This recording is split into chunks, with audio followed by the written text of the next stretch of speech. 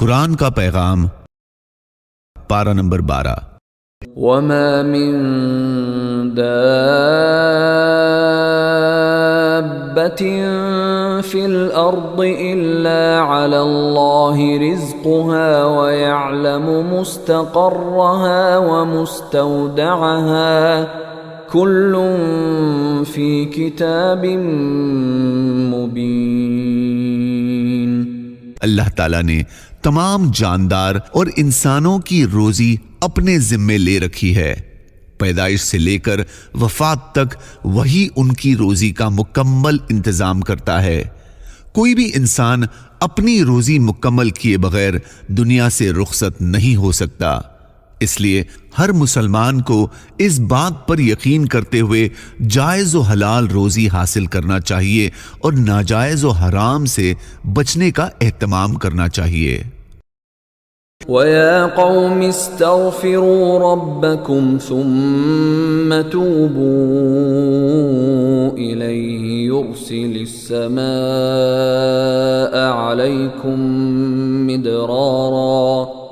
يُرْسِلِ السَّمَاءَ عَلَيْكُمْ مِدْرَارًا وَيَزِدْكُمْ قُوَّةً إِلَى قُوَّتِكُمْ وَلَا تَتَوَلَّوْا مُجْرِمِينَ۔ حضرت ہود علیہ السلام نے اپنی قوم کے لوگوں کو گناہوں سے توبہ اور آئندہ گناہ نہ کرنے کا حکم دے کر فرمایا کہ ایسا کرنے پر اللہ تعالیٰ تمہارے ساتھ رحمت کا معاملہ فرمائے گا، تمہاری قحط سالی و تنگ دستی کو خوشحالی میں تبدیل کر کے تمہاری قوت و طاقت میں اضافہ فرمائے گا۔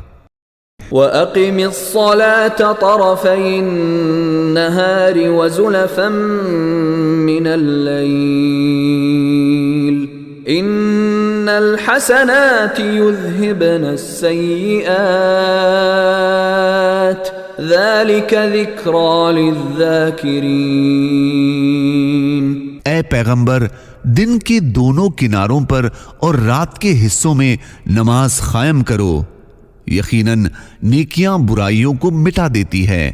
یہ ایک نصیحت ہے ان لوگوں کے لیے جو نصیحت مانے۔ وَاصْبِرْ فَإِنَّ اللَّهَ لَا يُضِيعُ أَجْرَ الْمُحْسِنِينَ۔ اور صبر سے کام لے، اس لیے کہ اللہ نیکی کرنے والوں کا اجر ضائع نہیں کرتا۔ وَمَا رَبُّكَ بِغَافِلٍ عَمَّا تَعْمَلُونَ۔ جو کچھ تم کر رہے ہو تمہارا رب اس سے بے خبر نہیں ہے۔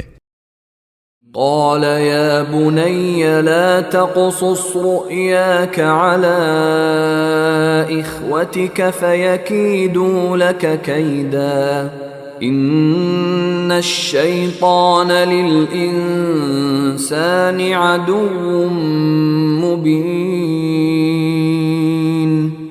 ہر شخص کے سامنے اپنا خواب بیان کرنے سے منع کیا گیا ہے، کیونکہ کبھی خوابوں کے ذریعے اللہ تعالیٰ اپنے بندوں کی رہنمائی بھی کرنا چاہتا ہے، اس لیے خواب اسی شخص سے بیان کرنا چاہیے جو اس کی تعبیر جانتا ہو اور تعبیر بتانے کی صلاحیت رکھتا ہو اور خواب دیکھنے والے سے ہمدردی رکھتا ہو۔ جزاکم اللہ۔